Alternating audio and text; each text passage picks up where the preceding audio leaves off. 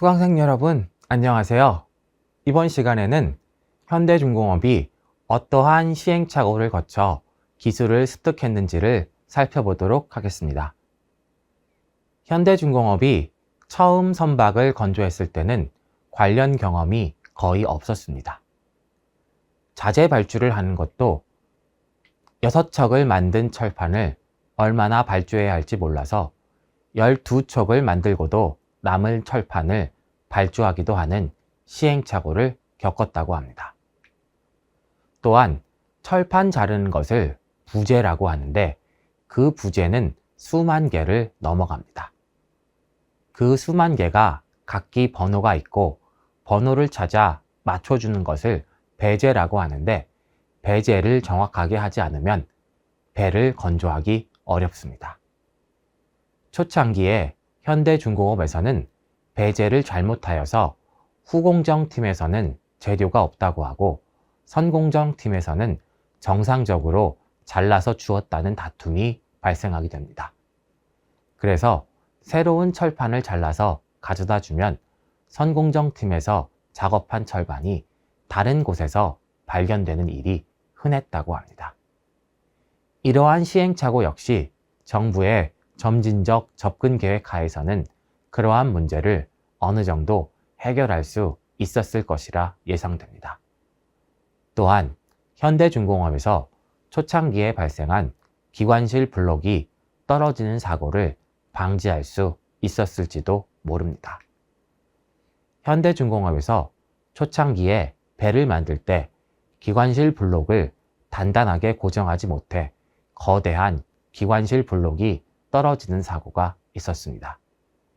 또한 대형 크레인을 설치하는데 시간이 덜 걸렸을 것이고 크레인을 완성하기 전에 선박 공정에서 블록 건조를 하는 시행착오를 겪지 않아도 되었을 것입니다. 크레인이 없어 블록을 유압자키로 들어올려 트레일러에 싣고 흙을 부어 경사진 면을 만들고 불도저가 뒤에서 당기며 속력을 조절해서 블록을 옮기지 않아도 되었을 것입니다. 크레인이 있었다면 크레인으로 옮기면 되는 쉬운 작업입니다. 하지만 크레인이 없었고 짧은 건조 기간을 맞추기 위해서 어떻게든 작업해내기 위해 선택한 방식이었습니다. 가와사키 측의 자문을 받으며 자문 기술자 개개인에게 어떻게든 기술을 배워내는 것이 좀 더 수월했을 것입니다. 하지만 그러한 시행착오를 줄이는 것이 결국 선진국과의 경쟁력을 결정적으로 확보하는 것을 보장했을 것인지는 알기 어렵습니다. 점진적인 접근을 통한 시행착오의 감소가 영국 수출신용보장국이 선박 주문 없이 차관을 제공해주는 반사실적인 상황에서의 긍정적 결과를 가져올 수 있었는지도 여전히 알기 어렵습니다. 또한 조지 리바노스의 16%의 가격 인하 요구와 2년 6개월이라는 공정기간이라는 조건을 개선할 수 있었는지도 확인할 수는 없습니다. 하지만 큰 효과는 없었을 것이라 판단되는 측면이 큽니다. 시행착오라는 것은 줄일 수 있을지는 몰라도 완벽하게 없애는 것은 불가능에 가깝기 때문입니다. 또한 시행착오가 적다고 해서 선주가 가격을 더 주지는 않기 때문입니다. 시행착오로 인한 비용은 조선소의 비용이고 조선소가 스스로 감당해야 하는 선주와는 관계없는 비용이기 때문입니다. 그리고 현대중공업 이전에 한국 조선산업의 현실을 보아도 큰 차이가 없었을 것이라고 생각됩니다. 실제로 1937년 대한조선공사의 전신인 조선중공업 주식회사의 건조 능력은 1만 톤급이었습니다. 그리고 조선중공업은 20년 가까이 지나도록 큰 발전을 하지 못했고 1962년부터 시작된 경제개발 5개년 계획 제1차 5개년에도 조선공업은 주요 육성산업 부분이 아니었습니다. 1967년 국내 조선을 진흥시킨다는 목표를 내걸고 조선공업진흥법을 만들지만 여전히 대형 선박 건조는 엄두도 내지 못하였습니다. 정부가 1972년 조선공업진흥기본계획이라는 긴 정책안을 마련하는데 이 계획이 지난 계획과 큰 차이를 가져오는 결정적 역할을 하였는가에 대해서는 과거의 조선산업 발전 속도를 보면 의문의 여지가 있을 수밖에 없는 것입니다. 정부의 계획안은 1차 20만 톤 2척, 15만 톤 2척, 도크는 20만 톤을 건조할 수 있는 규모와 수리선 도크도 같은 규모로 건설한다는 것이었습니다. 건설 비용은 차관으로 조달해야 했습니다. 하지만 차관을 조달하기 위해 그리고 기술 전수를 받기 위해 여러 나라를 접촉한 정지영 창업자가 내린 결론은 조선소를 건설하려면 부지 비용을 제외하더라도 50만 톤급이라야 미래가 보였다고 합니다. 그러면 50만 톤급을 만들 수 있는 드라이 도크와 900m의 의장 암벽과 여러 중장비가 필요했습니다. 하지만 이는 정부의 계획과 달랐습니다. 정부의 계획안을 따랐다면 규모의 경제가 중요한 조선 분야에서 경쟁력을 확보하지 못했을 확률이 높았던 것입니다. 계획이 실행된 방식은 정부의 점진적 계획안이 아닌 기업의 리스크가 큰 계획안이었습니다. 정부가 단계적 기술 습득을 통해 시행착오를 줄이고 조선 산업을 육성한다는 보수적 시각을 극복하는 것은 어느 정도 한계가 있을 수밖에 없습니다.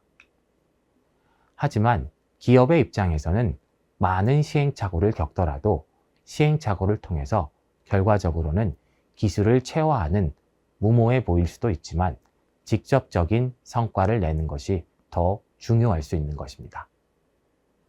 조선 관련 기술의 습득에 있어서도 정부가 이상적으로 생각하는 것만큼 체계적이지는 않았습니다. 애플도어사를 통하여 현대중공업에 유조선 설계 도면을 제공한 것은 영국의 중견 조산회사인 스코트 리스고우사였습니다.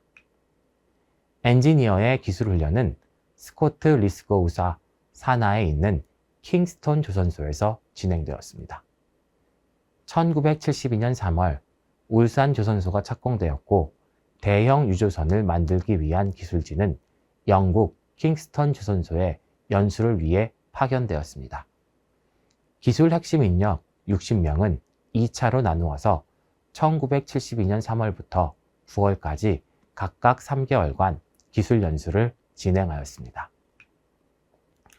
1972년 10월 현대중공업은 덴마크 오덴세 조선소의 스코우 사장과 기술진에게 생산의 주요 공정인 공정계획, 선체, 의장, 전장 부분을 책임지게 하였습니다.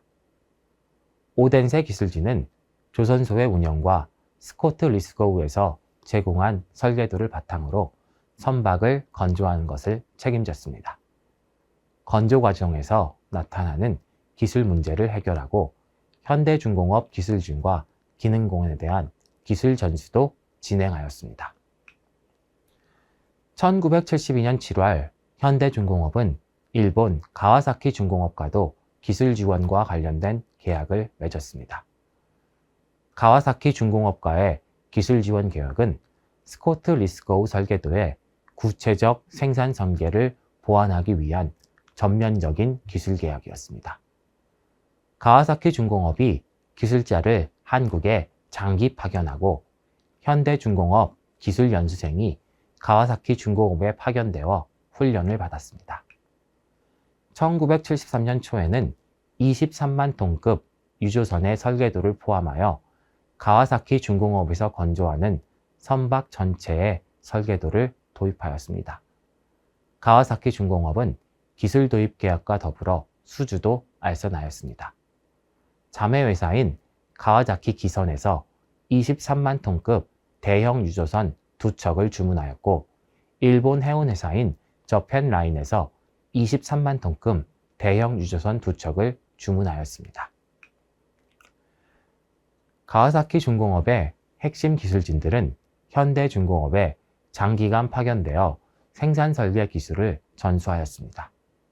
1973년 12월부터 1974년 말까지 선각, 의장, 전장 관련 설계 기술자 3명과 선각 부문 공작 기술자 1명이 장기 체류하며 기술을 전수하였습니다.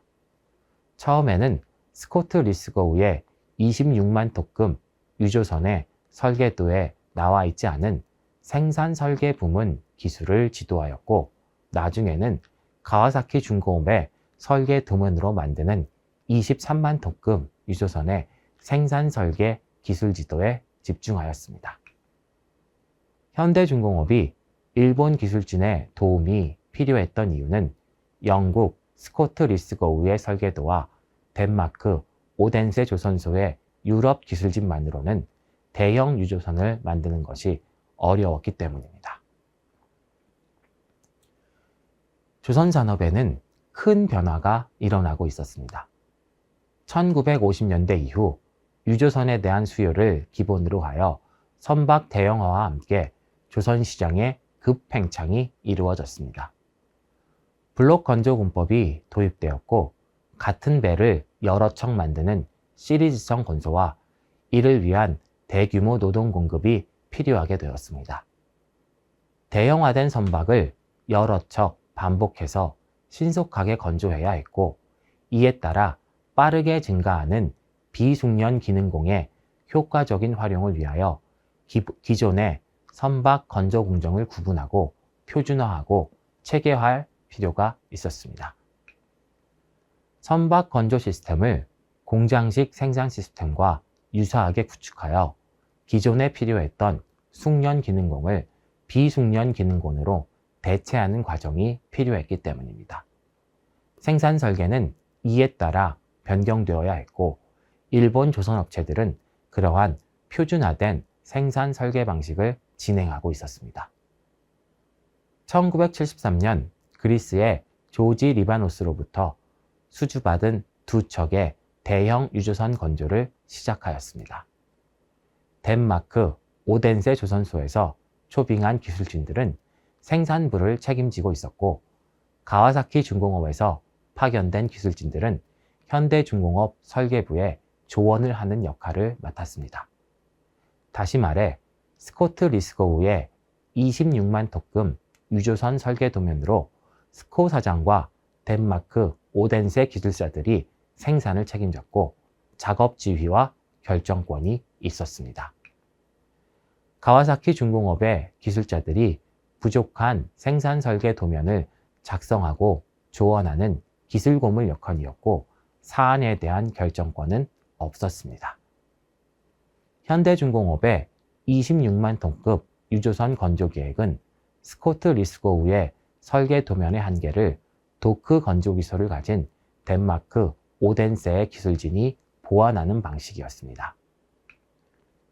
그리고 숙련 기능공의 작업을 필요로 하는 유럽 조선소의 생산 기술 문제를 가와사키 중공업의 생산 설계 기술을 통해서 보완하는 것이었습니다. 그러나 유조선을 건조하는 과정에는 대립과 갈등이 발생했습니다. 여러 나라의 기술을 결합하는 방식은 쉽지 않은 일이었습니다.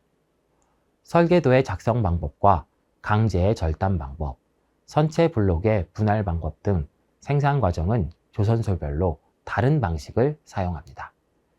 자재의 보관 방법과 설계 도면에 표시하는 수치 단위도 다른 경우가 많습니다. 같은 종류의 유조선이라고 하더라도 조선소별로 생산 방식은 달라집니다.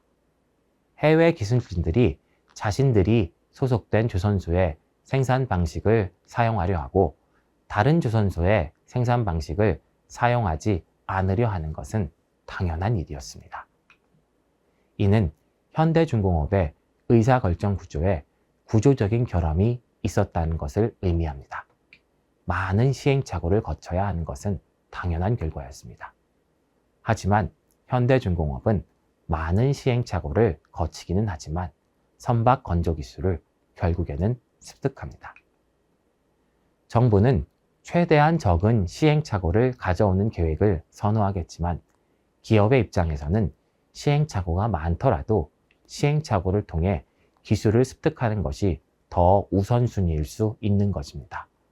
당시 울산조선소에 근무한 기술자들은 1976년에 현대중공업이 조선기술을 대체적으로 습득했다는 것에 동의하는 것으로 생각됩니다.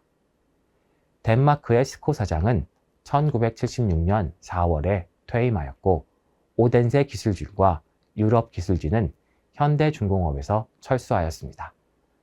가와사키 중공업과의 기술 협력은 1978년에 종료되었습니다.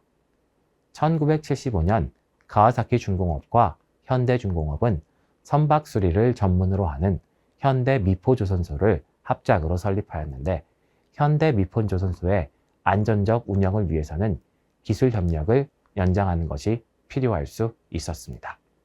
하지만 기술 계획은 연장되지 않았고 이는 대형 유조선 건조 기술을 현대중공업이 충분히 습득하였다는 것으로 해석될 수 있습니다.